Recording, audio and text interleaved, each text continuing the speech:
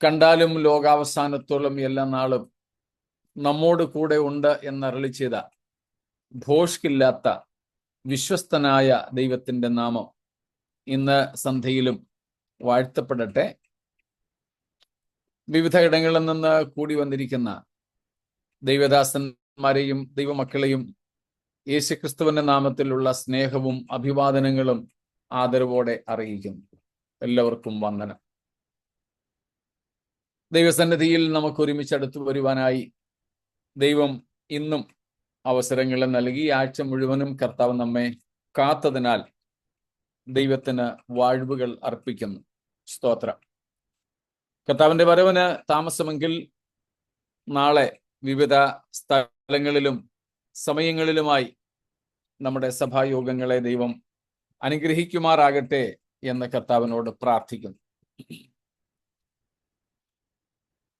ദൈവത്തിന് സ്തോത്രം ചെയ്യുകയാണ്. കൂടാതെ നമ്മൾ പഠിച്ചുകൊണ്ടിരിക്കുന്ന വിഷയത്തിൽ നമുക്ക് വീണ്ടും മുൻപോട്ട് പോകുക കർത്താവിൽ ആഗ്രഹിക്കുന്നു. നമ്മൾ ഇന്നലെ പഠിച്ചു തുടങ്ങിയത് യേശുക്രിസ്തു രാജാവായിട്ട് വാഴുന്ന സഹസ്രാബ്ദ വാഴ്ചയുടെ ഭൗമികമായ പ്രകൃതത്തെക്കുറിച്ചാണ്. യേശുക്രിസ്തുവിന്റെ 1000 ആണ്ട് വാഴ്ചയിൽ ഉള്ള ഭൂപ്രകൃതിയും physical nature of the millennium of Christ, ക്രിസ്തുവിന്റെ സഹസ്രാബ്ദ വാഴ്ചയിലെ ഭൗതിക അവസ്ഥകളെക്കുറിച്ച്, ഭൂപ്രകൃതികളെക്കുറിച്ച് ഒക്കെയാണ് നമ്മൾ ഇപ്പോൾ ചിന്തിക്കുന്നത്, നാം ഇപ്പോൾ പഠിക്കുന്നത്. അതിൽ നാം ചില കാര്യങ്ങൾ ഇന്നലെ കാണുകയുണ്ടായി. അതിൽ പ്രത്യേകിച്ച് നാം കണ്ടത് ഇതൊരു അക്ഷരീക രാജ്യമായിരിക്കും എന്നുള്ളതാണ്. ഇതൊരു അക്ഷരീക രാജ്യമായിരിക്കും. യേശുക്രിസ്തുവിന്റെ സഹസ്രാബ്ദം ആത്മീയ അർത്ഥത്തിലല്ല, ഭൗതികമായി അക്ഷരീകമായി ഉള്ള ഒരു രാജ്യം, ഒരു രാഷ്ട്രം ആയിരിക്കും എന്നുള്ളതാണ്. അതിനുള്ള തെളിവുകളുമൊക്കെ നമ്മൾ കണ്ടതുകൊണ്ട് അതിലേക്കൊന്നും പോകുന്നില്ല. നമ്മൾ പറയാതിരുന്ന മറ്റൊരു കാര്യം അക്കൂട്ടത്തിലുള്ളത്, it will not be a democratical kingdom. ഇതൊരു രാജഭരണമായിരിക്കും, ജനായത്ത ഭരണമായിരിക്കില്ല. ഇന്നുള്ളതുപോലെ ഡെമോക്രസി, ഇന്നുള്ളതുപോലെയുള്ള ഒരു ജനപ്രതിനിധികളായിട്ട് ജനങ്ങൾക്ക് വേണ്ടി തിരഞ്ഞെടുക്കുന്ന ഒരു സർക്കാരായിട്ട് ആയിരിക്കില്ല. പകരം രാജഭരണം ആയിരിക്കും. രാജഭരണമായിരിക്കും. രാജാവാണ് ഭരിക്കുന്നത്. രാജാവാണ് ഭരിക്കുന്നത്. അപ്പോൾ തന്നെ ഉള്ള ഒരു പ്രത്യേകത എന്ന് പറയുന്നത്, പ്രജകൾക്കുള്ള സകല അവകാശങ്ങളും നൽകിക്കൊണ്ടുള്ള ഭരണമായിരിക്കും. രാജഭരണം സാധാരണ ലോകത്തിൽ നടന്നിട്ടുള്ളത് അവരുടെ സ്വന്തം കാര്യം സിന്ദാബാദ്. എന്നാൽ യേശു രാജാവായി ഭരിക്കുമ്പോൾ അങ്ങനെയല്ല. ഈ ലോകത്തിൽ ഉണ്ടായിട്ടുള്ള രാജഭരണങ്ങളാകട്ടെ,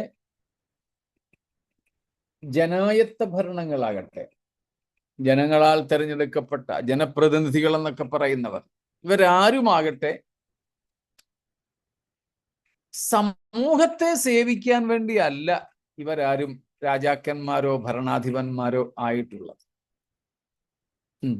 തങ്ങളെ തന്നെ സേവിക്കുന്നവരാണ്. തങ്ങൾക്കായിട്ടാണ് അവരൊക്കെ രാജസ്ഥാനങ്ങളിൽ ഇരിക്കുന്നത്. വളരെ ചുരുക്കം പേർ മാത്രമേ ഉള്ളൂ ഭരണസ്ഥാനങ്ങളിൽ ഇരുന്നിട്ട് തങ്ങൾക്ക് നേട്ടങ്ങളൊന്നും ഉണ്ടാക്കാത്തവർ. വളരെ ചുരുക്കം പേർ. അങ്ങനെ ഉള്ളവർ ഇല്ലെന്ന് പറയുന്നില്ല. ചുരുക്കം ചിലർ അങ്ങനെയുള്ളവരുണ്ട്. അതിനെ പത്രക്കാരുടെ ഭാഷയിൽ പറഞ്ഞാൽ തങ്ങളുടെ നിലപാടുകൾ കൊണ്ട് തങ്ങളുടെ ജീവിതത്തെ അടയാളപ്പെടുത്തിയവർ. അവർ പ്രത്യേകിച്ച് നേട്ടങ്ങളൊന്നും ഉണ്ടാക്കിയിട്ടില്ല. നമ്മുടെ കേരള രാഷ്ട്രീയത്തിലുമുണ്ട് അങ്ങനെയുള്ളവർ. സഭാ രാഷ്ട്രീയങ്ങളിൽ അങ്ങനെയുള്ളവരുണ്ട്, അഥവാ സഭാ നേതൃത്വത്തിൽ അങ്ങനെയുള്ളവരുണ്ട്. പക്ഷേ അവരൊക്കെ വളരെ ചുരുക്കമാണെന്നേ ഉള്ളൂ, വളരെ ചുരുക്കം. എന്നാൽ മറ്റുള്ളവരൊക്കെ തങ്ങൾക്കായിട്ട് തന്നെ കസേര കയ്യാറുന്നവളാണ്. എന്നാൽ ഇവിടെ സഹസ്രാബ്ദത്തിൽ രാജാവാകുന്ന നമ്മുടെ മശിഹ, കർത്താവിന് ഈ ഭൂമിയിൽ സിംഹാസനം ഇട്ടിട്ട് പ്രത്യേകിച്ചൊന്നും നേടാനില്ല. ഈ കാണുന്ന സകലവും, അന്നുണ്ടായിരിക്കുന്ന സകലവും തൻ്റെ വായിലെ വാക്കുകളാൽ ഉരുവായതാ. സ്തോത്രം. ഇവരുടെ ഒന്നും ആവശ്യമില്ലാത്ത ഒരു മഹാരാജാവായിരിക്കും അവൻ. അതുകൊണ്ട് തന്നെ രാജഭരണമായാലും പ്രജകൾക്ക് പൂർണ്ണ സ്വാതന്ത്ര്യവും അവരുടെ അവകാശങ്ങളെല്ലാം തന്നെ ഒന്നും കുറയാതെ നൽകപ്പെടുന്ന ഒരു ഭരണവും ആയിരിക്കും. സ്തോത്രം.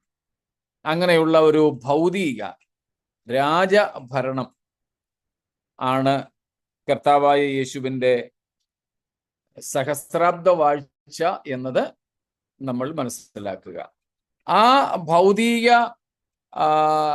ലോകത്തിൽ, ആ ഭൗതിക രാജ്യത്തിൽ നമ്മൾ കണ്ടു അതിൻ്റെ ഭൗതികമായ ചില പ്രകൃതങ്ങളെക്കുറിച്ച്.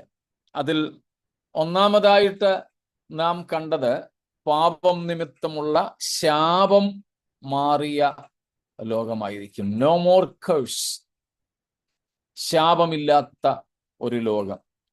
രണ്ടാമത് നമ്മൾ കണ്ടു നോ മോർ സിക്നസ്, രോഗം ഉണ്ടാവില്ല. പിന്നെ ഹീലിംഗ് ഓഫ് ഡിഫോംഡ്, വികൃതമായതിനെ, വിരൂപമായതിനെ രൂപപ്പെടുത്തിയെടുക്കുന്ന ഒരു ഭരണമായിരിക്കും അത്. പിന്നീട് എല്ലാ തരത്തിലുമുള്ള പ്രൊട്ടക്ഷൻ, സംരക്ഷണം അന്നുള്ളവർക്കെല്ലാം ഉണ്ടായിരിക്കുന്ന ഒരു ലോകമായിരിക്കും. ഇത്രയും കാര്യങ്ങളാണ് നമ്മൾ ചിന്തിച്ചത്. ഇത്രയുമുള്ളതിൽ എന്തെങ്കിലും ചോദ്യങ്ങളുണ്ടോ?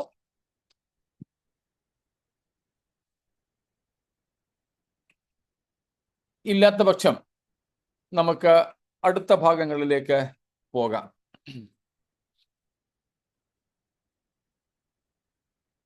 A world free from oppressions and oppressors.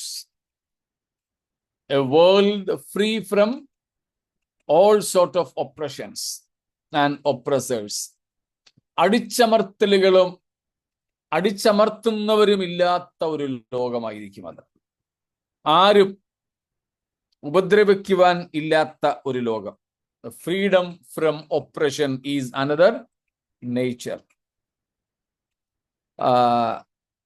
യെശയ്യാ തന്നെ 14:3 മുതലുള്ള വാക്യങ്ങൾ, 3 to 6, യെശയ്യാവ് 14:3 മുതൽ 6 വരെ ഒന്ന് വായിച്ചിട്ട് നമുക്ക് ബാക്കി ഭാഗങ്ങളിലേക്ക് പോകാം.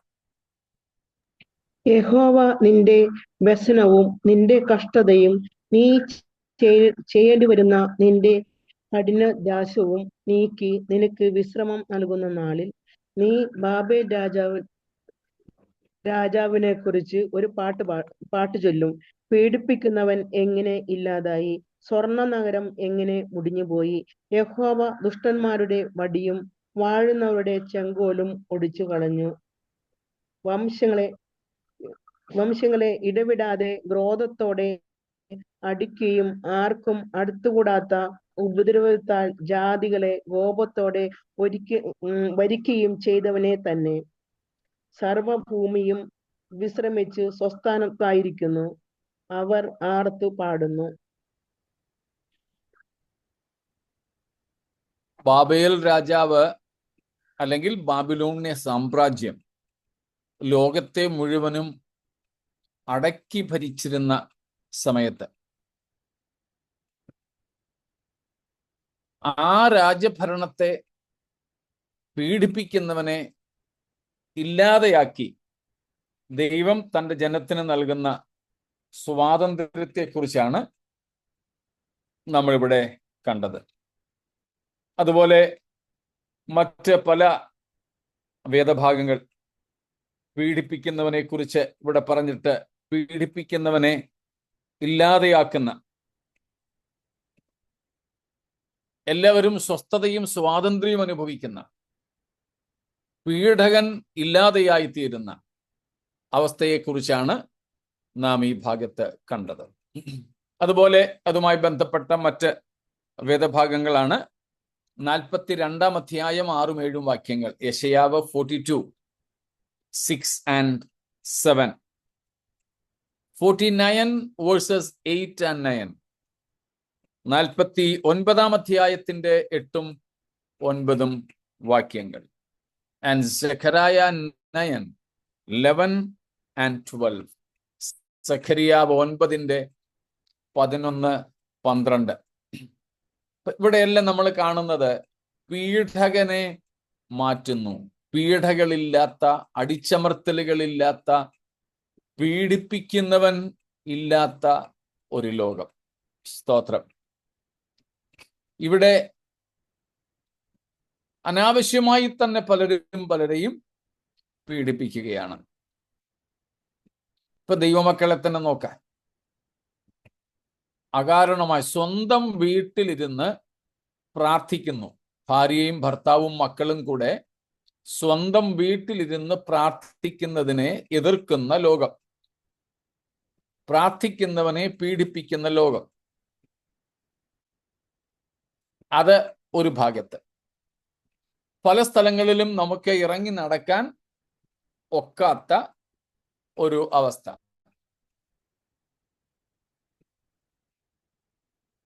പല സ്ഥലങ്ങളിലും, അതും രാത്രിയിൽ ചോദിക്കുകയും വേണ്ട.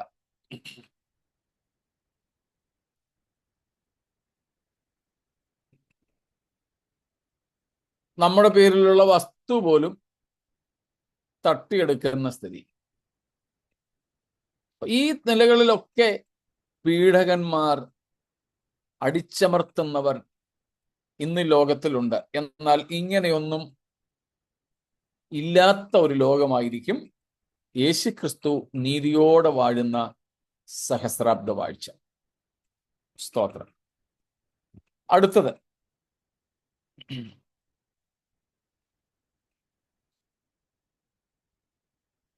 ശിശുമരണങ്ങളില്ലാത്ത ഒരു ലോകം. ശിശുമരണങ്ങൾ ഇല്ലാത്ത ലോകം. നമ്മൾ നേരത്തെ ഒന്ന് വായിച്ചതായിരുന്നു ആ ഭാഗം. ഒന്നും കൂടെ നമുക്ക് വായിക്കാമല്ലോ. യെശയ്യാ 65-ന്റെ 20-ാമത്തെ വാക്യം. 65 verse 20. ചെന്നായും കുഞ്ഞാടും ഒരുമിച്ച് മേയും, സിംഹം കാള എന്ന പോലെ വൈക്കോൽ തിന്നും, സർപ്പത്തിന് പൊടി ആഹാരമായിരിക്കും. എന്റെ വിശുദ്ധ പർവ്വതത്തിൽ എങ്ങും ഒരു ദോഷമോ നാശമോ ആരും ചെയ്യില്ല എന്ന് യഹോവ അരുളി ചെയ്യുന്നു.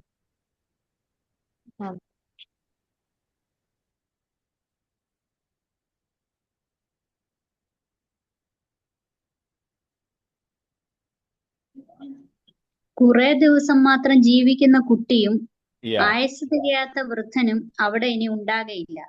ബാലൻ 100 വയസ്സ് പ്രായമുള്ളവനായി മരിക്കും.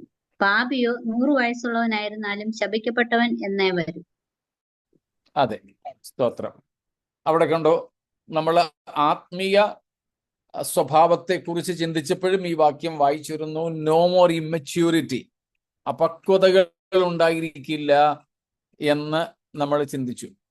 അതിൽ ഒരു ഭാഗമാണ് ഇവിടെ no more deaths of infants.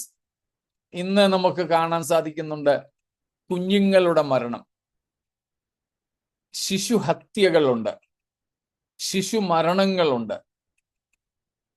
ഗർഭത്തിൽ വെച്ച് തന്നെ കുഞ്ഞുങ്ങളെ കൊന്നുകളയുന്ന സ്ഥിതിയുണ്ട്, അബോർഷൻസ്. ഗർഭത്തിൽ വെച്ച് തന്നെ കുഞ്ഞുങ്ങൾ സ്വാഭാവികമായി മരിക്കുന്ന അവസ്ഥകളുണ്ട്. ജനന സമയത്ത് മരിക്കാറുണ്ട്, ജനിച്ച് കഴിഞ്ഞു മരിക്കാറുണ്ട്. അതുകൊണ്ട് ഞാൻ പല സമയത്തും ഗർഭിണികളായ നമ്മുടെ സഹോദരിമാർക്ക് വേണ്ടി, കുഞ്ഞുങ്ങൾക്ക് വേണ്ടിയൊക്കെ പ്രാർത്ഥിക്കുമ്പോൾ പ്രാർത്ഥിക്കുന്ന ഒരു ശൈലിയാണ്, കർത്താവേ, പ്രസവത്തിനു മുമ്പും പ്രസവ സമയത്തും പ്രസവശേഷവും ഉണ്ടാകാമാവുന്ന എല്ലാ ദോഷങ്ങളിൽ നിന്നും അമ്മയെയും കുഞ്ഞിനെയും സൂക്ഷിച്ചു കൊള്ളണമെന്ന്. കാരണം പല അമ്മമാർക്കും കുഞ്ഞുങ്ങൾക്കും അവരുടെ പ്രഗ്നൻസി പീരീഡിൽ, ഗർഭകാലത്ത് പ്രശ്നങ്ങളുണ്ട്.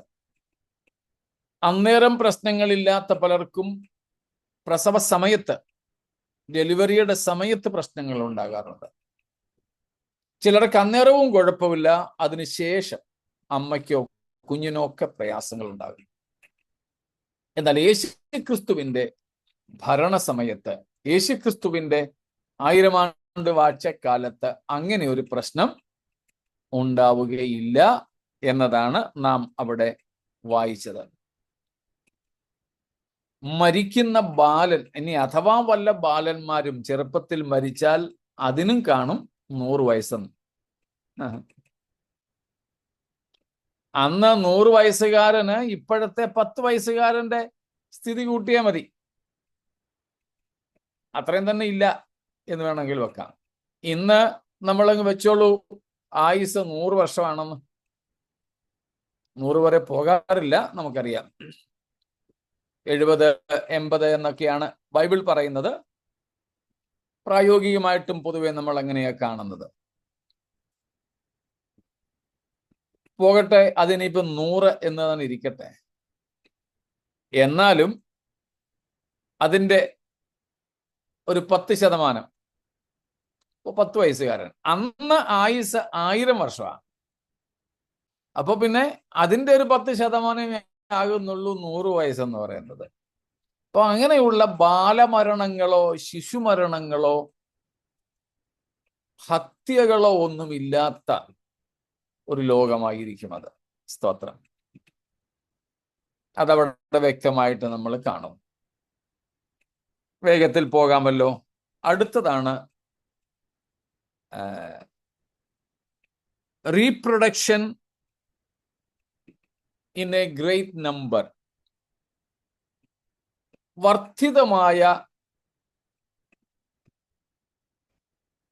ജനസംഖ്യാ വർധനവ്,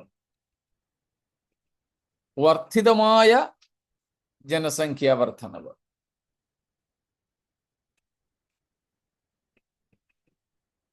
അന്ന് ജീവിച്ചിരിക്കുന്നവർക്ക് വിവാഹ ജീവിതം നയിക്കാം. അന്ന് ഭൂമിയിൽ പ്രജകളായി പാർക്കുന്നവർക്ക്, ജീവിച്ചിരിക്കുന്നവർക്ക്, നമ്മളും അന്ന് ജീവിച്ചിരിക്കുന്നവരാകും. എന്നാൽ അന്ന് ജഡത്തിൽ ജീവിക്കുന്നവർക്ക്, 1000 ആണ്ട് വാഴ്ചയിലെ പ്രജകൾക്ക് എന്നർത്ഥം. നമ്മൾ പ്രജകളായിരിക്കില്ല. 1000 ആണ്ട് വാഴ്ചയിലെ പ്രജകൾക്ക് വിവാഹ ജീവിതം ഉണ്ടായിരിക്കും. അതുകൊണ്ട് തന്നെ അവർക്ക് തലമുറകൾ ജനിക്കും. നമ്മളിപ്പോൾ പറഞ്ഞതുപോലെ ശിശുഹത്യകളോ ബാലമരണങ്ങളോ ഒന്നുമില്ലാത്ത, രോഗമില്ലാത്ത, വൈകല്യങ്ങളില്ലാത്ത ഒരു ലോകം ആയിരിക്കും അത് എന്നതിനാൽ മക്കൾ ധാരാളമായിട്ട് ജനിക്കും, തലമുറകൾ ധാരാളമായിട്ട് ജനിക്കും, ജനസംഖ്യ വളരെയധികം വർദ്ധിക്കും.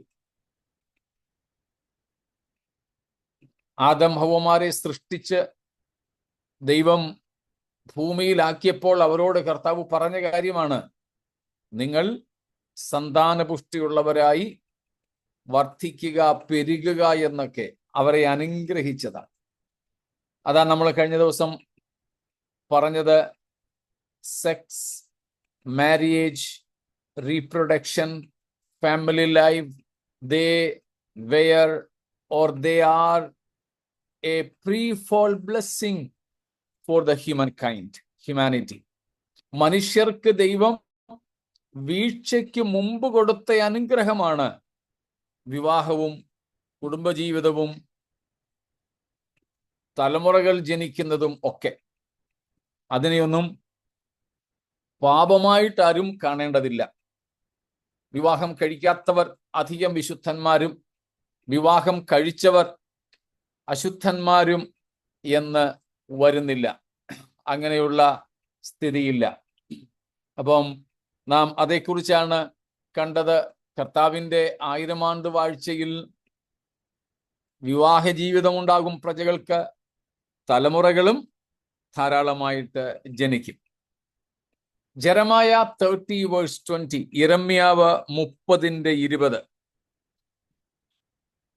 31:29, 31:29, 31:29, എസേക്കിയേൽ 47:22, യഹസ്കേൽ 47:22, ആൻഡ് സെഖരായ 10:8, സെഖരിയാവ് 10:8. ഈ ഭാഗങ്ങളിലൊക്കെ നമ്മൾ കാണുന്ന ഒരു സംഗതിയാണ് ഇപ്പോൾ ഈ പറഞ്ഞത്.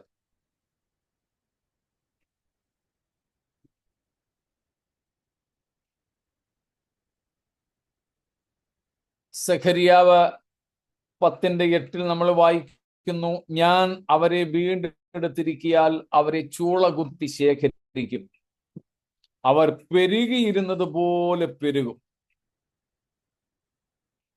ഇസ്രായേലുമായിട്ടുള്ള ബന്ധത്തിലാണ് പറയുന്നത്. നമുക്കറിയാമല്ലോ, ഇസ്രായേൽ ജനതയുടെ ജനസംഖ്യാ വർധനവിന്റെ ഒരു കണക്ക് നരവംശാസ്ത്രജ്ഞർക്ക്, ആന്ത്രപ്പോളജിസ്റ്റിന് മനസ്സിലാക്കാൻ വളരെ ബുദ്ധിമുട്ടുള്ള തരത്തിലാണ് ഇസ്രായേലിന്റെ ജനസംഖ്യാ വർധനവ് മിസ്രയീമിൽ നടന്നത്. അത് നാം പുറപ്പാട് പുസ്തകം ആദ്യത്തെ അധ്യായത്തിൽ തന്നെ കാണുന്നുണ്ട്. ജനം ഏറ്റവും പെരുകി. അപ്പം അതും ചുരുങ്ങിയ വർഷങ്ങൾ കൊണ്ടാണ്. അത്രയും ചുരുങ്ങിയ വർഷങ്ങൾ കൊണ്ട് നരവംശ ശാസ്ത്രജ്ഞർ പറയുന്നത് ഒരു സമൂഹം അത്രയും പെരുകാൻ ഇടയില്ല എന്നാണ്.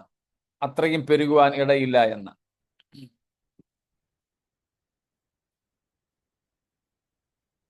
എന്നാൽ അവർ ഏറ്റവും പെരുകി, വളരെയധികം അവർ പെരുകി. ഏതാണ്ടൊരു 4 തലമുറയായിട്ടു, merely 4 generations, Abraham to Moses.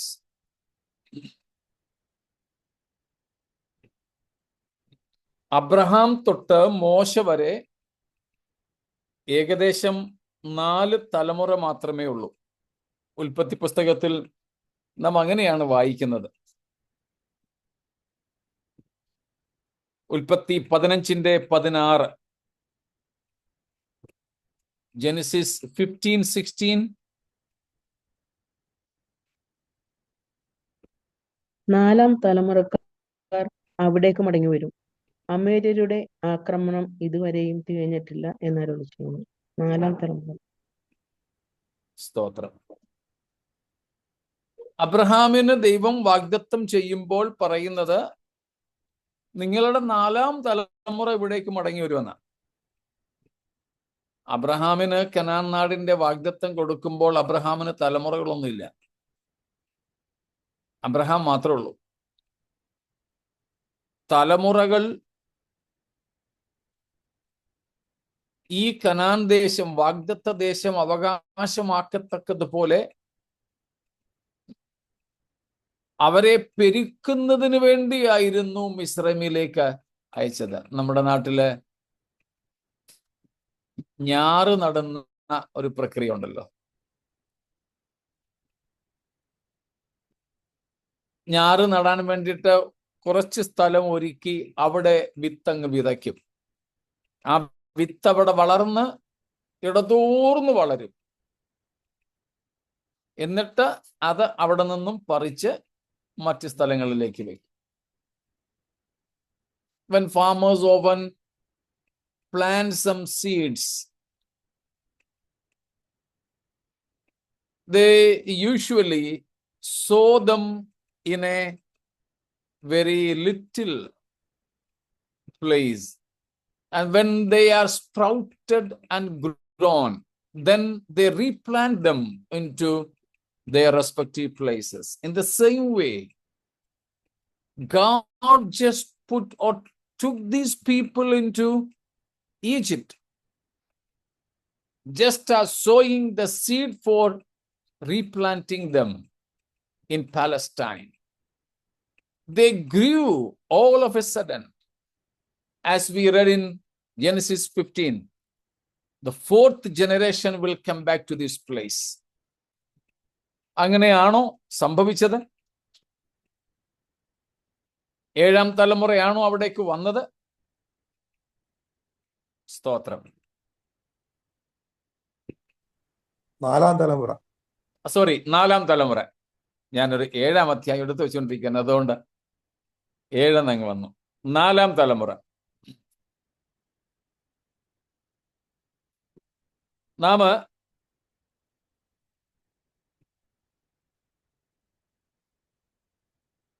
Deuteronomy chapter 7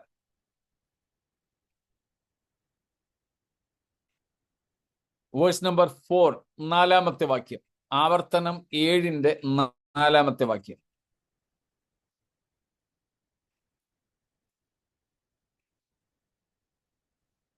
അന്യദൈവങ്ങളെ സേവിക്കുവാൻ തക്കവണ്ണം അവർ നിന്റെ പുത്രന്മാരെ എന്നോട് അകറ്റിക്കളയുകയും യഹോവയുടെ കോപം നിങ്ങൾക്ക് വിരോധമായി ജ്വലിച്ച് നിങ്ങളെ വേഗത്തിൽ നശിപ്പിക്കും. അതല്ലല്ലോ. ഇനിയും അതിന്റെ 7-ാമത്തെ വാക്യം. 7-ന്റെ 7. നിങ്ങൾ സംഖ്യയിൽ സകല ജാതികളെക്കാളും പെരുപ്പമുള്ളവർ ആകൊണ്ടല്ല യഹോവ നിങ്ങളെ പ്രിയപ്പെട്ട് തിരഞ്ഞെടുത്തു. നിങ്ങൾ സകല ജാതികളെക്കാളും കുറഞ്ഞവരല്ലോ ആയിരുന്നത്. യഹോവ നിങ്ങളെ. സംഖ്യാബലത്തെ കുറിച്ചാണ് ഇവിടെ പറയുന്നത്. അവർ സംഖ്യയിൽ പെരുപ്പമുള്ളവരല്ലായിരുന്നു എന്ന്, അല്ലെങ്കിൽ അവരുടെ തെരഞ്ഞെടുപ്പിന്റെ സമയത്തെ കാര്യമാണ് പറയുന്നത്. അബ്രഹാമിനെ ദൈവം തെരഞ്ഞെടുത്തപ്പോൾ അബ്രഹാം ഒറ്റയ്ക്കുള്ളായിരുന്നു. എന്നാൽ ആ അബ്രഹാമിനോടാണ് കർത്താവ് പറഞ്ഞത്, നാലാം തലമുറ ഇവിടേക്ക് മടങ്ങി വരും. നാലാം തലമുറ.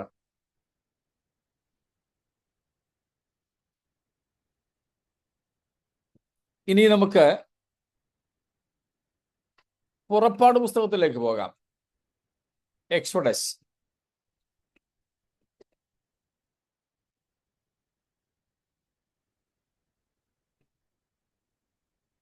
പുറപ്പാട് പുസ്തകത്തിൽ നമുക്കിതിൻ്റെ ഒരു തെളിവ് ലഭിക്കുന്നുണ്ട്.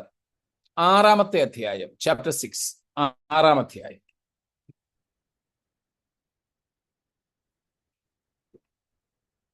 ഇനി അതിന്റെ 16-ാമത്തെ വാക്യം, 6:16.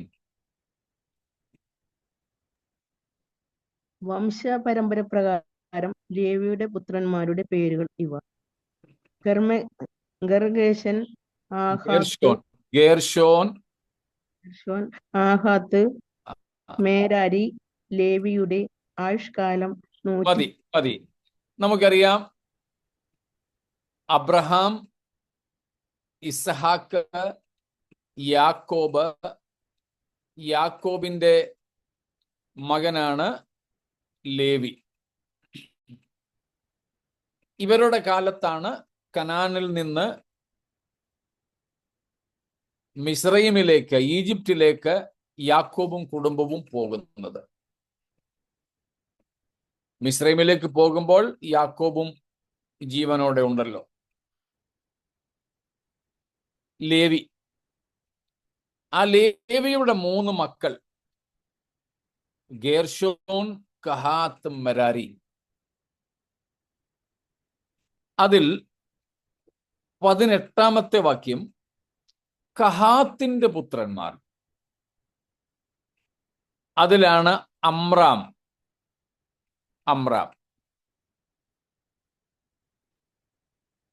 ഇനി 20-ാമത്തെ വാക്യത്തിലേക്ക് വരുമ്പോൾ അമ്രാമിന്റെ മക്കളായിട്ടാണ് മോശയും അഹരോനും ജനിക്കുന്നത്. തലമുറ എത്രയായി? ലേവി, കഹാത്ത്, അമ്രാം, മോശ. മിസ്രൈമിലേക്ക് പോയ തലമുറ കനാൻ നാട്ടിൽ താമസിച്ചുകൊണ്ടിരുന്നത് അബ്രഹാം, ഇസഹാക്ക്, യാക്കോബ്. യാക്കോബിന്റെ സമയത്ത് യാക്കോബിന്റെ മക്കൾ 12 പേരുമായി, അതിൽ ലേവി ഉൾപ്പെടുന്നു.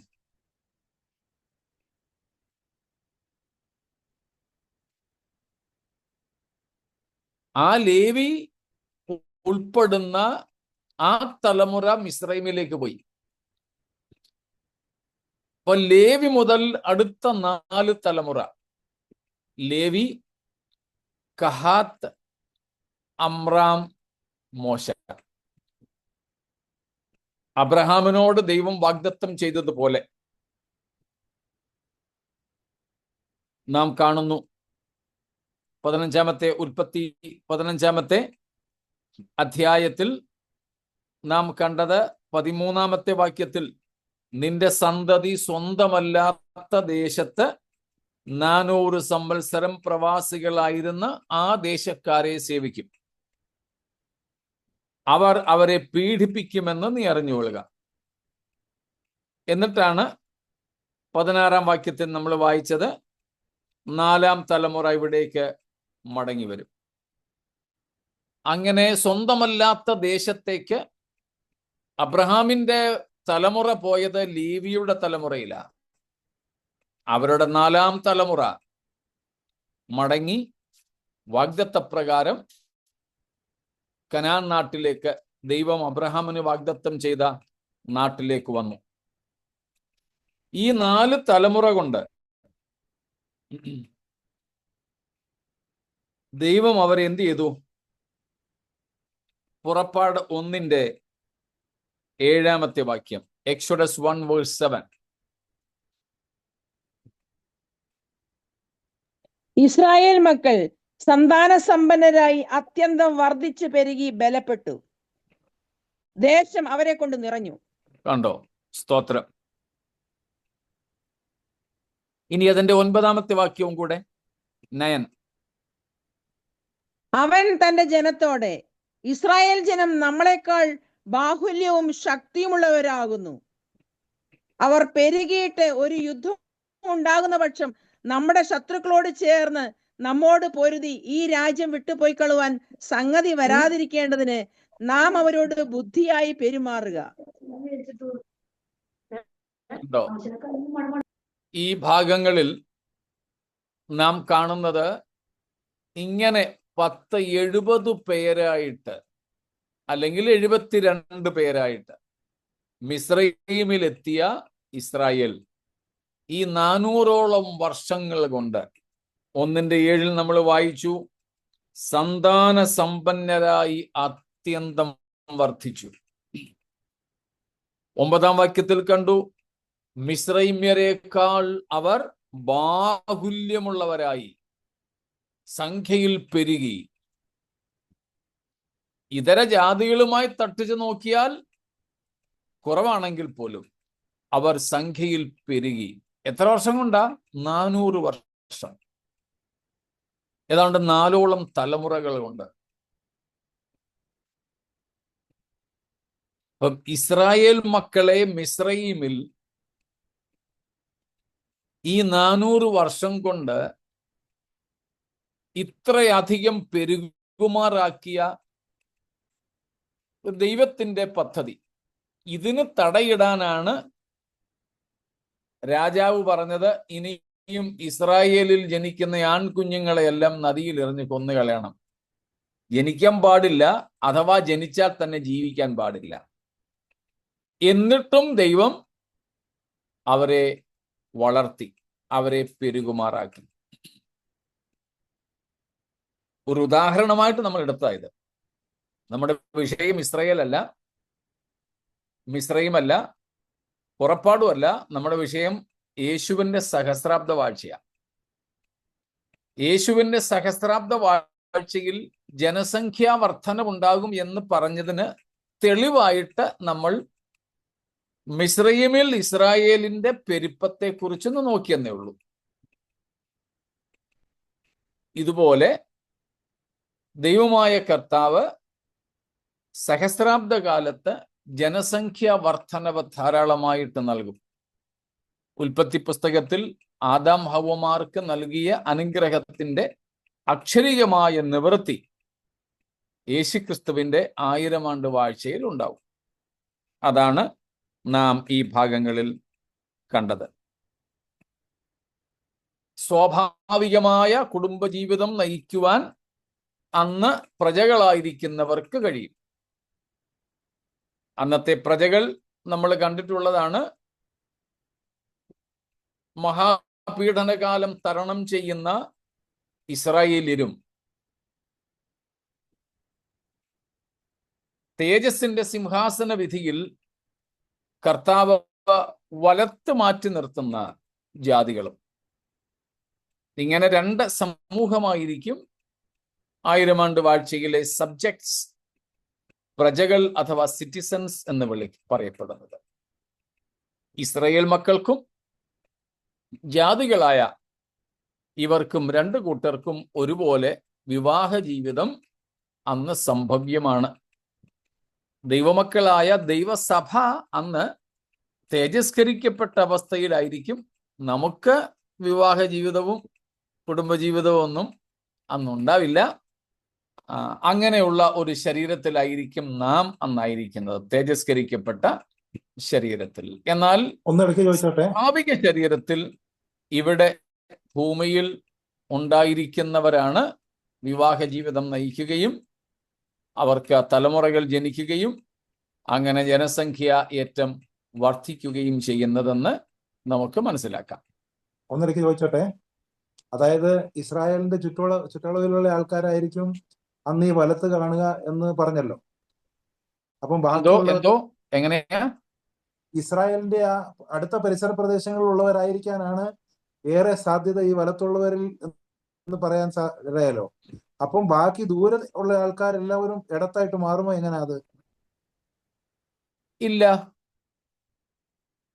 അടുത്തുള്ള ജാതികളെ മാത്രമാണ് കർത്താവ് അന്ന് വിധിക്കുന്നത് എങ്കിൽ ബാക്കിയുള്ളവരെല്ലാവരും എങ്ങനെ ഇടത്താകുന്ന? അവരെ ആരെയും ന്യായം വിധിക്കുന്നില്ലല്ലോ.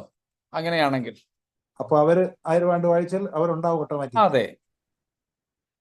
Okay, praise the Lord.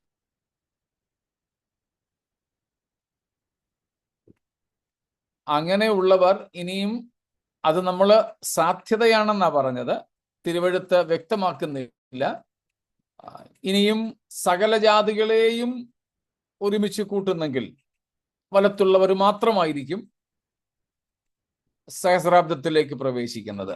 അല്ല, ഇസ്രായേലിന്റെ ചുറ്റുവട്ടങ്ങളിൽ മാത്രമുള്ളവരെയാണ്.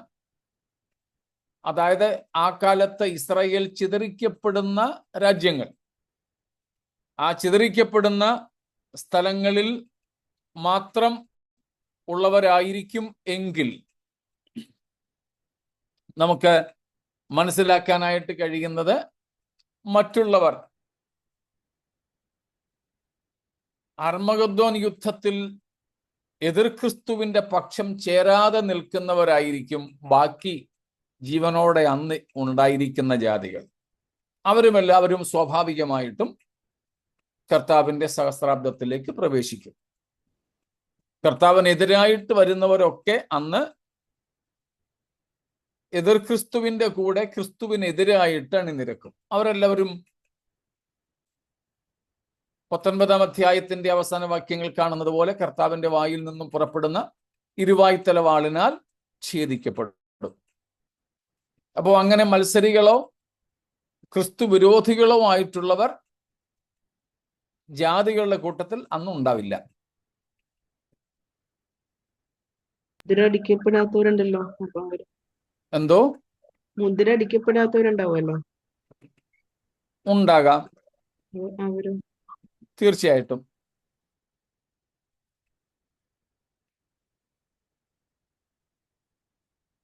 അപ്പൊ എതിർ ക്രിസ്തുവിന്റെ മുദ്ര ഏൽക്കാത്തവരും അവനെ നമസ്കരിക്കാത്തവരും അർമഗദ്ദോനിൽ അവന്റെ എതിർ ക്രിസ്തുവിന്റെ പക്ഷം ചേരാത്തവരുമായ മറ്റ് സകല ജാതികളും അന്നുണ്ടാവും. അവരെല്ലാവരും തന്നെ സ്വാഭാവികമായും കർത്താവിന്റെ സഹസ്രാബ്ദത്തിലേക്ക് പ്രവേശിക്കും. അവർക്കെല്ലാവർക്കും സ്വാഭാവിക കുടുംബജീവിതം നയിക്കും. അന്ന് സന്യസിക്കുന്നവരാരും ഉണ്ടാവില്ല. അന്ന് വിവാഹ ജീവിതവും അവർക്കെല്ലാവർക്കും തലമുറകളും ഒക്കെ ജനിക്കും. അത് ഏറെ പെരുകിയ അവസ്ഥയിലേക്കായിരിക്കും. ജനസംഖ്യ വർധന വന്ന് ധാരാളമായിട്ടുണ്ടാവും. മറ്റെന്തെങ്കിലും? പക്ഷെ അവരുടെ ലൈഫ് സ്പാന് 1000 വർഷമായിരിക്കുമോ? അതെ അതെ. മരണമില്ലല്ലോ. ഇല്ല, മരണമുണ്ട്. 2 ആഴ്ചയിൽ മരണമുണ്ടോ? ഉണ്ടല്ലോ. ഓക്കെ. നമ്മൾ മുമ്പേ യെശയ്യാ 65:20 വായിച്ചത് മരിക്കുന്ന ബാലൻ 100 വയസ്സുള്ളവനായിരിക്കുന്ന. അപ്പൊ മരണമുണ്ട്. മരണം മാറുന്നില്ല. മരണം മാറുന്നത് അന്തിമ ന്യായവിധിക്ക് ശേഷമേ ഉള്ളൂ. ജനനമുള്ളത് കൊണ്ട് മരണമുണ്ട്. എന്നാൽ ഇന്നത്തെ പോലെ മരണസംഖ്യ കൂടുന്നില്ല. മരണസംഖ്യ വളരെ കുറവായിരിക്കും. ചിലപ്പോൾ ഈ 1000 ആണ്ടിലേക്ക് പ്രവേശിക്കുന്ന വ്യക്തികൾ, സപ്പോസ് ഇപ്പം നമ്മള് പല പ്രായത്തിലുള്ളവരാ.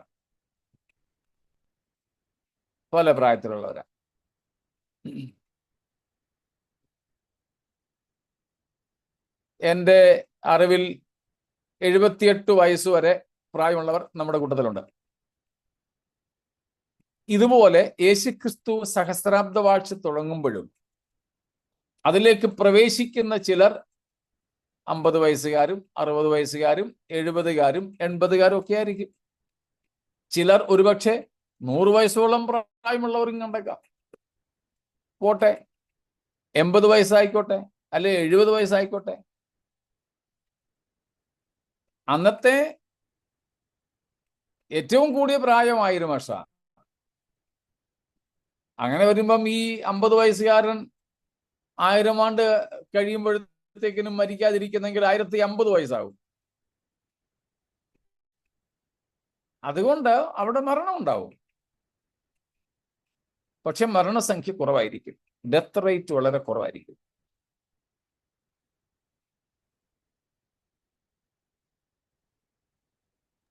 അത് ഞാൻ ചോദിക്കാൻ വിചാരിച്ച ചോദ്യത്തിന്റെ ഭാഷയുടെ ഉത്തരം തന്നെ പറഞ്ഞു. ചുരുക്കി പറഞ്ഞു കഴിഞ്ഞാൽ മാക്സിമം 1000 ആണല്ലേ? അതെ.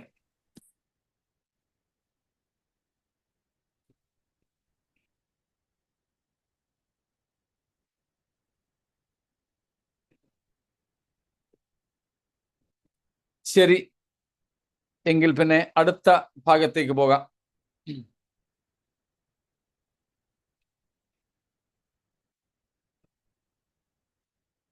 ഇങ്ങനെയുള്ള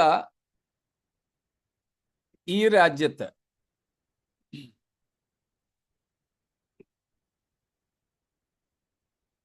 യേശുക്രിസ്തുവിന്റെ ഈ സഹസ്രാബ്ദ രാജ്യത്ത് നമുക്ക് അന്നുള്ളവർക്ക്, നമുക്കെന്ന് നമ്മുടെ ഇന്നത്തെ ഭാഷയിലങ്ങ് വന്നു പോവുക, അന്നത്തെ പ്രജകൾക്ക് അധ്വാനിക്കേണ്ടതായിട്ട് വരും. They need to do labor. അധ്വാനം. ആരും കരുതരുത് അന്ന് ചുമ്മാതിരുന്ന് വല്ലതും കഴിക്കാമെന്ന്. അധ്വാനിച്ചെങ്കിലേ പറ്റുകയുള്ളൂ. ലേബർ. അന്ന് ക്ഷീണവും രോഗവും ഒന്നുമില്ലെങ്കിലും എന്ത് ആവശ്യം ഉണ്ടാവും? അധ്വാനിക്കേണ്ട ആവശ്യമുണ്ട്. അത് ഏദനിൽ മുതലേ ഉണ്ടായിരുന്നതാ. ദൈവം ആദാം ഹവ്വമാരെ ഏദനിലാക്കിയത് എന്തിനാണെന്ന് നമ്മൾ കാണുന്നുണ്ട്. ഓർമ്മയുണ്ടല്ലോ? തോട്ടത്തിൽ വേല ചെയ്യാൻ. വേല ചെയ്യുവാനും അതിനെ കാപ്പാനും. അപ്പൊ വേല ചെയ്യുക. അപ്പൊ മനുഷ്യൻ പാപം ചെയ്യുന്നതിന് മുമ്പ് തന്നെ അവന് വേല ചെയ്യണമെന്ന് ദൈവം ആഗ്രഹിച്ചിരുന്നു. അത് അവന് അത്യാവശ്യമാണ്. അവന്റെ നിലനിൽപ്പിന്, അവന്റെ ആരോഗ്യത്തിന് ഒക്കെ ആവശ്യമായ കാര്യമാണ് വേല ചെയ്യും. അത് തന്നെ ഇവിടെയുണ്ട്. 1000 ആണ്ട് വാഴ്ചയിലും വേല ചെയ്യണം. വേല ചെയ്യുന്നത്, അധ്വാനിക്കുന്നത്, ജോലി ചെയ്യുന്നത് പാപത്തിന്റെ ഫലമായിട്ടല്ല. മനുഷ്യൻ പാപം ചെയ്യുന്നതിന് മുമ്പാണ് ഏദനിൽ ദൈവം മനുഷ്യനെ ആക്കിയിട്ട് വേല ചെയ്യാൻ ഏൽപ്പിച്ചത്. അതുകൊണ്ട് ജോലി ചെയ്യുന്നത് പാപത്തിന്റെയും ശാപത്തിന്റെയും ഫലമാണെന്ന് കരുതരുത്. അതുകൊണ്ട് അവിടെ ജോലി ചെയ്യണം. അന്ന് ജീവിച്ചിരിക്കുന്നവർക്ക് ഭക്ഷണം കഴിക്കേണ്ടതിന് കൃഷിയാണ് അവരുടെ പ്രധാനപ്പെട്ട പണി. വേറെ ഇന്ന് നമ്മൾ കാണുന്നത് പോലെയുള്ള ഫാക്ടറികളോ ഇൻഡസ്ട്രീസോ ഒന്നും കാണാൻ സാധ്യത വളരെ കുറവാണ്. ചിലപ്പോൾ വസ്ത്രത്തിൻ്റെയോ ഒക്കെ കമ്പനികളോ ഫാക്ടറീസോ വല്ലതും ഉണ്ടായെങ്കിൽ ഉണ്ടാകും. അതല്ലാതെ ഒന്നിൻ്റെയും ആവശ്യമില്ല. അതുകൊണ്ട് അന്നത്തെ അധ്വാനം എന്ന് പറയുന്നത് ഏറ്റവും അധികമായിട്ടുണ്ടാകുന്നത് കൃഷിയിടത്തിലാണ്. കന്നുകാലികളെ മേയ്ക്കുക, shepherding, pasturing the cattle and farming, ഈ 2 പ്രധാനപ്പെട്ട പണികളായിരിക്കും അന്നുള്ളത്. അതിൽ അന്ന് ജീവിച്ചിരിക്കുന്നവർക്ക് പണി ചെയ്തേ പറ്റുള്ളൂ, അധ്വാനിക്കേണ്ടതായിട്ടുണ്ട്. നാം അത് കാണുന്നത് യെശയ്യാ 62:8, ഐശയ്യാ 62 verse 8 and 9, chapter 65 21 to 23, 65-ാം അധ്യായം 21 മുതൽ 23 വരെ. ജെറമായ 31 verse 5, യിരെമ്യാവ് 31:5, എസെക്കിയേൽ 48 18 and 19, യെഹെസ്കേൽ 48:18-19.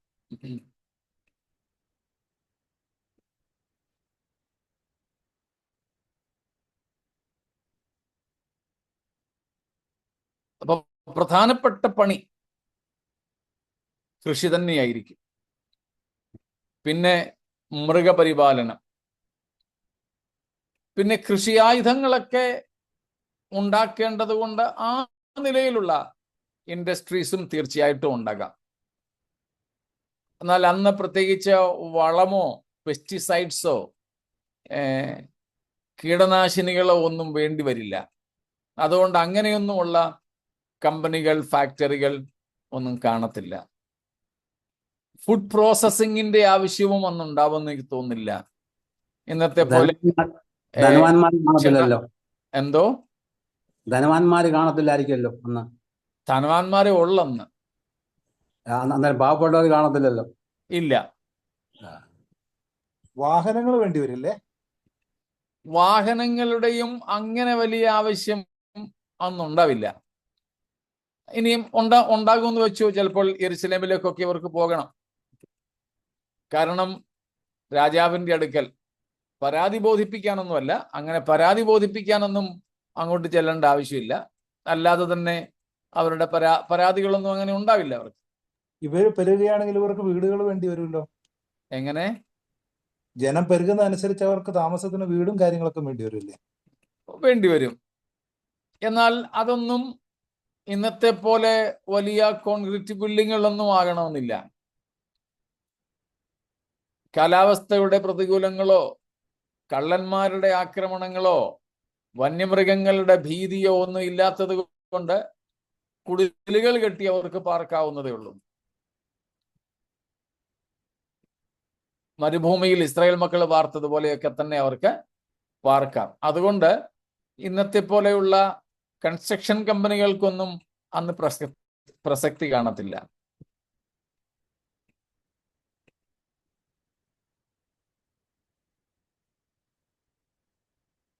പിന്നെ അന്ന് 7 വർഷത്തെ മഹാപീഡന കാലത്തെ പ്രശ്നങ്ങളിൽ, പ്രകൃതി ദുരന്തങ്ങളിൽ ഒന്നും നശിക്കാത്ത വീടുകളൊക്കെ തീർച്ചയായിട്ടും കാണും. അന്ന് ഇതൊന്നും ഒരു വിഷയമായിരിക്കില്ല എന്ന് ഉള്ളൂ. തുറന്ന ആകാശത്തിന് കീഴിൽ പോലും കിടന്നുറങ്ങാൻ പറ്റുമെന്ന്, ഭയപ്പെടാനൊന്നുമില്ല. എന്ന് വെച്ച് ഷെൽട്ടർ, വീടില്ലെന്ന് കരുതരുത്. കുടുംബജീവിതം നയിക്കുന്നവരുണ്ട്, അതിൻ്റെ രഹസ്യതകൾ ഒക്കെ ഉണ്ട്. അതുകൊണ്ട് തീർച്ചയായിട്ടും വീടുകൾ ഉണ്ടാകും. പക്ഷെ ഇന്നത്തെ പോലെയുള്ള വലിയ കെട്ടിടങ്ങളുടെയോ ഒന്നും ആവശ്യകത ഒന്നും ഉണ്ടാവില്ല എന്ന് മാത്രം.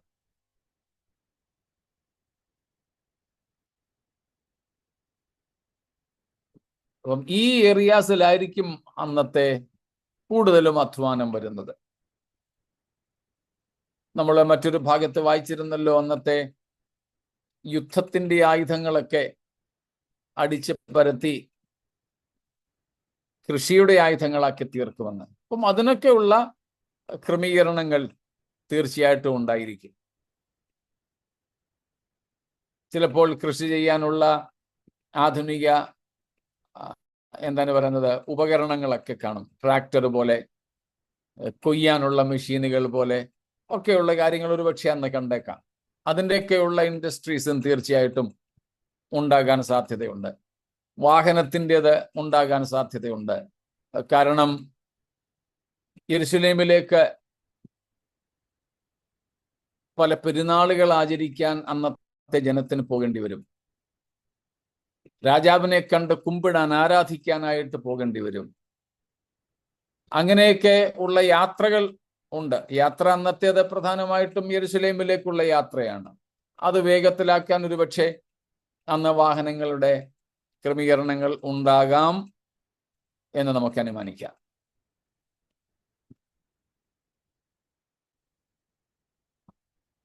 എന്നാൽ ഇന്നുള്ള പല ഇൻഡസ്ട്രീസും അന്ന് ആവശ്യമില്ലാത്തവയായിട്ട് മാറും.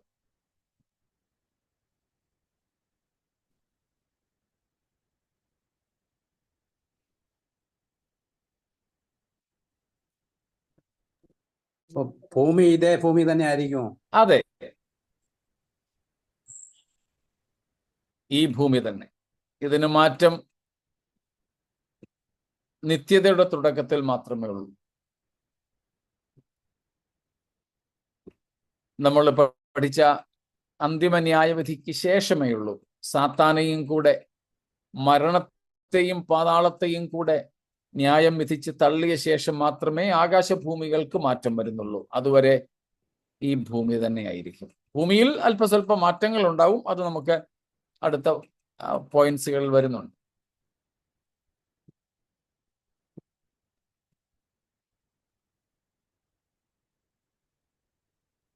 മറ്റെന്തെങ്കിലും?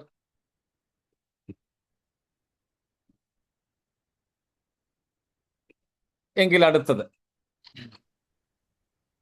നമ്മളിപ്പോൾ ചിന്തിച്ചതുപോലെ അന്നത്തെ മറ്റൊരു ഭൗതികമായ പ്രത്യേകതയായിരിക്കും ഇക്കണോമിക് പ്രോസ്പെരിറ്റി, സാമ്പത്തികമായ സമൃദ്ധി. സാമ്പത്തിക സമൃദ്ധി.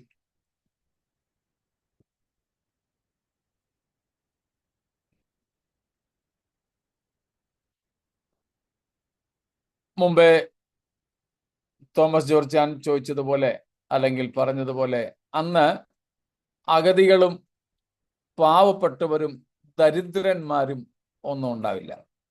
എല്ലാവരും ധനവാന്മാരായിരിക്കും.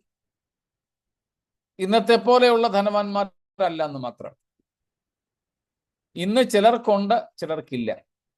ഉള്ളവന് പിന്നെയും കിട്ടുന്നു, ഇല്ലാത്തവൻ പിന്നെയും ഇല്ലായ്മയിൽ കഴിയുന്നു. അന്ന് അങ്ങനെ ആയിരിക്കില്ല. ആർക്കും ഒന്നിനും കുറവുണ്ടാവില്ല. യഹോവ എൻ്റെ ഇടയനാകുന്നു, എനിക്ക് മുട്ടുണ്ടാകുകയില്ല എന്ന വാക്യത്തിന്റെ അക്ഷരീയ നിവൃത്തി അന്നായിരിക്കും സംഭവിക്കുക. കർത്താവിന്റെ സന്നിധിയിൽ എന്തെങ്കിലും ആവശ്യത്തിൽ ഇരിക്കുന്ന ആരും അന്നുണ്ടാവില്ല എന്ന് മാത്രം, എന്ന് സാരം. കുറേയേറെ വചനങ്ങൾ ഉണ്ട് തിരുവഴുത്തിൽ. എല്ലാം പറയണമെന്ന് താല്പര്യപ്പെടുന്നില്ല.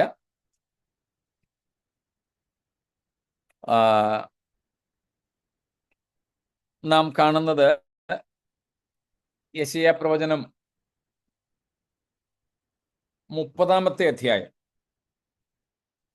23 മുതൽ 25 വരെയുള്ള വാക്യങ്ങളിൽ ആ കാര്യങ്ങൾ നമ്മൾ കാണുന്നുണ്ട്.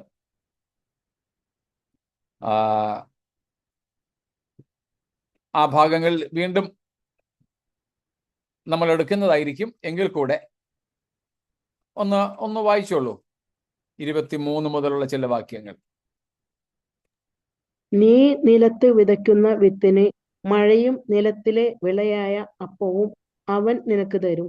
അത് പുഷ്ടിയും സമൃദ്ധിയും ഉള്ളതായിരിക്കും. അന്ന് നിന്റെ കണ്ണുകാലുകൾ വിസ്താരമായ മേച്ചിൽപ്പുറങ്ങളിൽ മേയും. നിലം ഒഴുകുന്ന കാളയും കഴുതകളും മുറം കൊണ്ട് പുല്ലുകൊണ്ടും വീശി വെടിപ്പാക്കുന്നതും ഉപ്പു ചേർത്തതുമായ തീൻ തിന്നും. സംഹാര ദിവസത്തിൽ ഗോപുരങ്ങൾ വീഴുമ്പോൾ ഉയരമുള്ള എല്ലാ മലകളിലും പൊക്കമുള്ള എല്ലാ കുന്നുകളിലും തോടുകളിലും നീരൊഴുക്കുകളും ഉണ്ടാകും. മതി. അടുത്ത വാക്യം, അടുത്ത ഭാഗങ്ങളിലേക്ക് നമ്മൾ വരുന്നുണ്ട്. അതുപോലെ 35-ന്റെ 1-ാമത്തെ വാക്യത്തിൽ നമ്മൾ കാണുന്നു 1-2 വാക്യങ്ങൾ. 35, 1 and 2. മരുഭൂമിയും വരണ്ട നിലവും ആനന്ദിക്കും, നിർജ്ജന പ്രദേശം ഉല്ലസിച്ച് പനിനീർ പുഷ്പം പോലെ പൂക്കും. അത് മനോഹരമായി പൂത്ത് ഉല്ലാസത്തോടും ഘോഷത്തോടും കൂടെ ഉല്ലസിക്കും. ലബാനോന്റെ മഹത്വവും കർമ്മേലിന്റെയും ശാരോന്റെയും ശോഭയും അതിന് കൊടുക്കപ്പെടും. അവർ യഹോവയുടെ മഹത്വവും നമ്മുടെ ദൈവത്തിന്റെ തേജസ്സും കാണും. ഇങ്ങനെ യാതൊന്നിനും മുട്ടില്ലാത്ത, കുറവില്ലാത്ത അവസ്ഥയിൽ, സമ്പൽ സമൃദ്ധിയിൽ ആയിരിക്കും അന്നത്തെ ലോകം. വേറെയും ചില വാക്യങ്ങളുണ്ട്. ഇനിയുള്ളത് വായിക്കേണ്ട, നമുക്ക് എഴുതുന്നവർക്ക് വേണ്ടിയിട്ട് പറയുന്നു.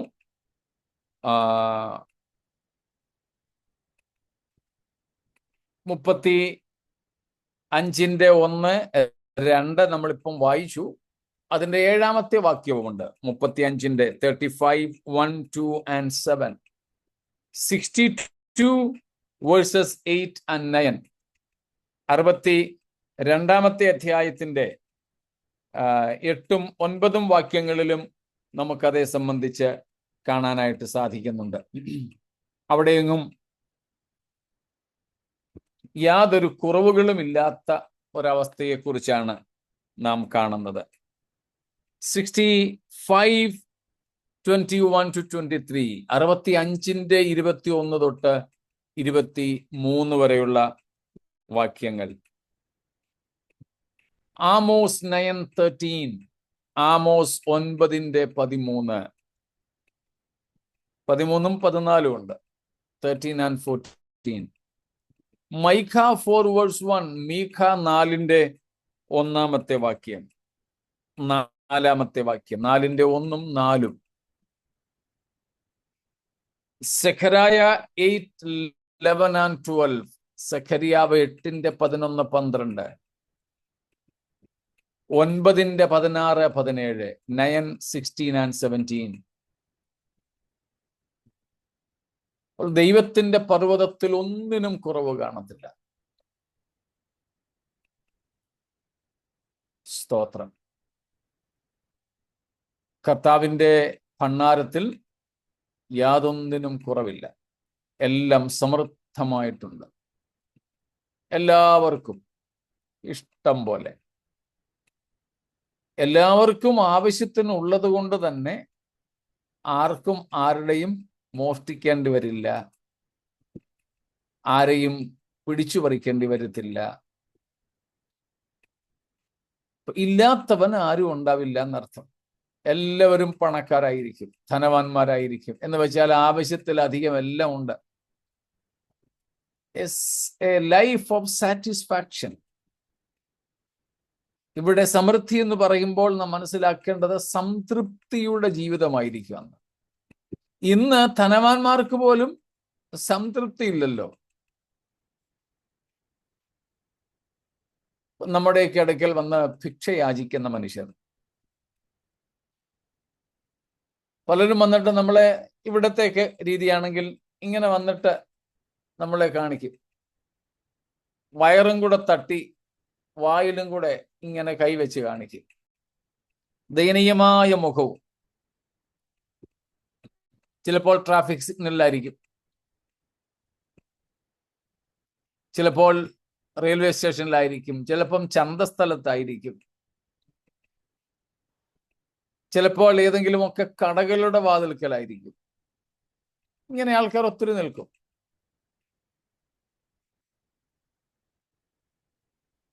ഞാൻ ഒരു സമയത്ത്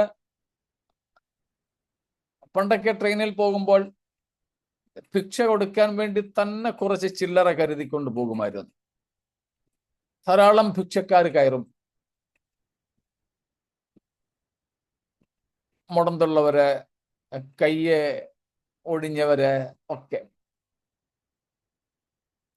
പക്ഷേ ഞാനിരുന്ന ട്രെയിനിൽ വന്ന് മുടന്തി വന്ന് ഭിക്ഷ യാചിച്ച് ഞങ്ങളുടെ ട്രെയിനിൽ നിന്ന് കിട്ടാവുന്നതെല്ലാം കിട്ടിക്കഴിഞ്ഞിട്ട് അടുത്ത വരുന്ന ട്രെയിനിലേക്ക് ഇവര് ഓടിപ്പോകുന്നത് ഞാൻ കണ്ടു. ഞങ്ങളുടെ ട്രെയിനിൽ നിന്ന് ഇറങ്ങിയതും ഇവരുടെ മുടന്തും പോയി, എല്ലാം പോയി, ഒരു കുഴപ്പമില്ല. ട്രാക്ക് ചാടി ഉയർന്ന പ്ലാറ്റ്ഫോം ചാടി കയറിയാ പോയത്. പോയി അടുത്ത ട്രെയിൻ വരാറായപ്പോഴത്തേക്കിനും വീണ്ടും അവരിങ്ങനെയായി. അതൊന്നിലധികം പ്രാവശ്യമായതിനു ശേഷം ഞാൻ അങ്ങനെയുള്ളവർക്കുള്ള കൊടുപ്പ് നിർത്തി.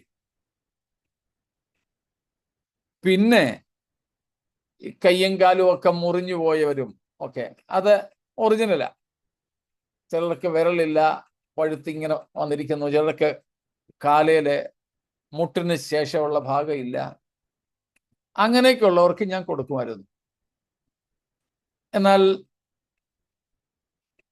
എൻ്റെ പല യാത്രകളിലും എനിക്ക് റെയിൽവേ സ്റ്റേഷനുകളിൽ താമസിക്കേണ്ടി വന്നിട്ടുണ്ട്. റിട്ടയറിംഗ് റൂം എടുക്കാനുള്ള കാശോ ഹോട്ടൽ ബുക്ക് ചെയ്ത് താമസിക്കാനുള്ള പണമോ ഒന്നും ഇല്ലാഞ്ഞതുകൊണ്ട് ഞാൻ പ്ലാറ്റ്ഫോമിൽ തന്നെ രാത്രികാലങ്ങൾ പലതും കഴിച്ചിട്ടുണ്ട്, പല സ്ഥലങ്ങളിലും. അങ്ങനെ ചില പ്രത്യേക സ്റ്റേഷനുകളിൽ ഞാൻ താമസിച്ചപ്പോൾ കണ്ട ഒരു കാഴ്ച അത്ഭുതപ്പെടുത്തി. ഈ കയ്യും കാലുമൊക്കെ മുറിഞ്ഞു വരുന്നവർ അപകടം ഭവിച്ചതൊന്നുമല്ല, അവർ ഒറ്റയ്ക്കല്ല, അവർ വലിയൊരു സമൂഹമുണ്ട്. ഇവരുടെ മേലാളന്മാരുണ്ട്, ഇവർക്ക് വലിയ മുതലാളിമാരുണ്ട്. അവർ ഇവരെ ഭിക്ഷയ്ക്ക് വേണ്ടിയിട്ട് ഇങ്ങനെ ആക്കുന്നതാണ്. കയ്യും കാലും ഒന്നുകിൽ അപകടത്തിൽപ്പെടുത്തി, അല്ലെങ്കിൽ വെട്ടിമുറിച്ചാൽ നല്ല പാടായിരിക്കുമല്ലോ, അതുകൊണ്ട് അപകടത്തിൽപ്പെടുത്തുക സാധാരണ. എന്നിട്ട് ചികിത്സിച്ച് ഇവരെ ഭേദമാക്കില്ല, ചാകാതിട്ടേക്കും. ഞാൻ എൻ്റെ കണ്ണുകൊണ്ട് ഒന്നിലധികം റെയിൽവേ സ്റ്റേഷനുകളിൽ കണ്ട കാര്യമായത്. അവര് 10, 20, 50 പേര് സ്റ്റേഷന്റെ ഒക്കെ വലിപ്പം അനുസരിച്ച് കിടന്നുറങ്ങുക.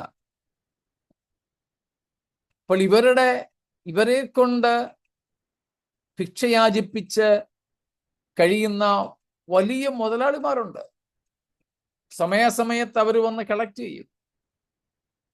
ഊഴിയ വിചാരകന്മാരെന്നൊക്കെ പറയുന്നത് പോലെ ഇവർക്ക് പല തട്ടിലുള്ള സൂപ്പർവൈസേഴ്സ് ഉണ്ട്. ഇതൊക്കെ കണ്ടതിന് ശേഷം ഞാൻ ഈ കൂട്ടർക്കൊന്നും പണം കൊടുക്കാറില്ല. പിന്നെ അല്ലാതെ വന്ന് ഭിക്ഷയാചിക്കുന്ന അപ്പച്ചന്മാരും അമ്മച്ചിമാരും അവരെയൊക്കെ കാണുമ്പോൾ എൻ്റെ സ്വന്തം അപ്പൻ്റെ അമ്മയുടെ ഒക്കെ മുഖം അവരിൽ കാണാൻ കഴിഞ്ഞിട്ടുണ്ട്. അന്നേരം അവർക്ക് കൊടുക്കുമായിരുന്നു. ഇപ്പോൾ അതും നിർത്തി. കാരണം ഇവര് ഭിക്ഷയാചിക്കുന്നത് ഇവർക്ക് ഇല്ലാഞ്ഞിട്ടല്ല. ഞങ്ങളിവിടെ തന്നെ, ഞങ്ങൾ താമസിക്കുന്നതിന് 5-6 കിലോമീറ്ററിനപ്പുറത്തുള്ള റെയിൽവേ സ്റ്റേഷനിൽ ഇതുപോലെ ട്രാക്കിനരികിൽ പ്ലാസ്റ്റിക് വലിച്ചു കെട്ടിക്കിടന്ന ഒരു ഭിക്ഷക്കാരത്തി മരിച്ചപ്പോൾ പോലീസുകാർ കണ്ടെടുത്തത് ലക്ഷക്കണക്കിന് രൂപയാണ്. പത്രത്തിലുണ്ട്.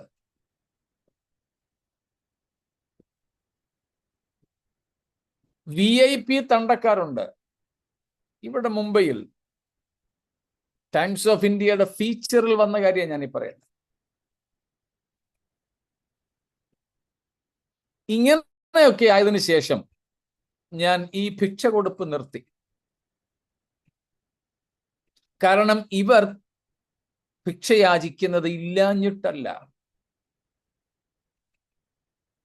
നമ്മുടെ വലിയ വലിയ ധനവാന്മാരെ നോക്കിക്കോളൂ. മൾട്ടി മില്യനേഴ്സ്, ശതകോടീശ്വരന്മാർ, ഇന്നും അവർ തൃപ്തരാണോ? അല്ല. എന്നാൽ യേശുക്രിസ്തുവിന്റെ സഹസ്രാബ്ദത്തിൽ അന്നുള്ള സകല മനുഷ്യരും സമ്പൽ സമൃദ്ധി അനുഭവിക്കുമെന്ന് മാത്രമല്ല, അവർ സംതൃപ്തരായിരിക്കും. തൃപ്തിയില്ലാത്ത ഒരാൾ പോലും ഒന്നുണ്ടാവില്ല. ക്രിസ്തുവിന്റെ ഭരണത്തിന്റെ പ്രത്യേകതയാണ്. സ്തോത്രം. സംതൃപ്തമായ ജീവിതം എല്ലാ അർത്ഥത്തിലും.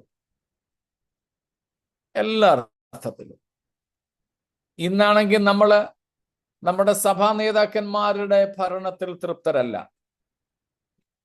വിശ്വാസികള് അവരുടെ ലോക്കൽ പാസ്റ്റേഴ്സിന്റെ ശുശ്രൂഷയിൽ തൃപ്തരല്ല.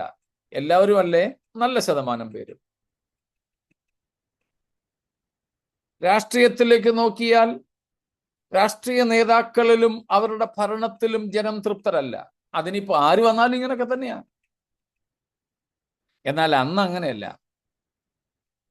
കർത്താവിന്റെ ഭരണത്തിൽ ഇവരുടെ ഭൗതിക നിലകളിൽ, ശാരീരിക നിലകളിൽ, എല്ലാറ്റിലും ജനം തൃപ്തരായിരിക്കും. അതാണ് നാം കണ്ടത്. പ്രോസ്പെരിറ്റി. ഇല്ലാത്തവർ ആരുമില്ല, വേണമെന്നുള്ളവർ ആരുമില്ല. സ്തോത്രം. അങ്ങനെയുള്ള ഒരു സമത്വസുന്ദരമായ ലോകം. ഈ ലോകത്തിൽ അത് സാധ്യമല്ല. ഏത് രാഷ്ട്രീയ പാർട്ടി വന്നാലും, ഏത് ഭരണാധിപൻ വന്നാലും ഇത് സാധ്യമല്ല. സകല മനുഷ്യരും സ്വപ്നം കാണുന്ന, എല്ലാ രാഷ്ട്രീയക്കാരും വാഗ്ദത്തം ചെയ്യുന്ന, എല്ലാ ഗവൺമെന്റുകളും മനുഷ്യർക്ക് കൊടുക്കുന്ന വാഗ്ദത്തങ്ങൾ, ഇങ്ങനെയുള്ള ഒരു ലോകം, ഒരു ഭരണം നീതിയുള്ള ന്യായാധിപതിയായ കർത്താവായ യേശുക്രിസ്തുവിൽ കൂടെ മാത്രമേ സാധ്യമാവൂ. അതിന് സ്തോത്രം. കർത്താവിന്റെ വരവിനായി നമുക്ക് കാത്തിരിക്കേണ്ടതുണ്ട്. നാം അതിനു വേണ്ടി കാത്തിരിക്കുന്നു. നാമും അന്ന് കർത്താവിനോട് കൂടെ ഈ നീതിയുള്ള ഭരണത്തിലെ നാടുവാഴികളായിരിക്കാനുള്ള ഏറെ പ്രത്യാശയോടും ഒരുക്കത്തോടും നമുക്ക് മുൻപോട്ട് പോകാം. മാറാനാഥ, നമ്മുടെ കർത്താവ് വരുന്നു. കർത്താവിനെ എതിരേൽപ്പാൻ നമുക്ക് ഒരുങ്ങാം. ഈ വചനങ്ങളാൽ ദൈവം നമ്മെ അനുഗ്രഹിക്കട്ടെ.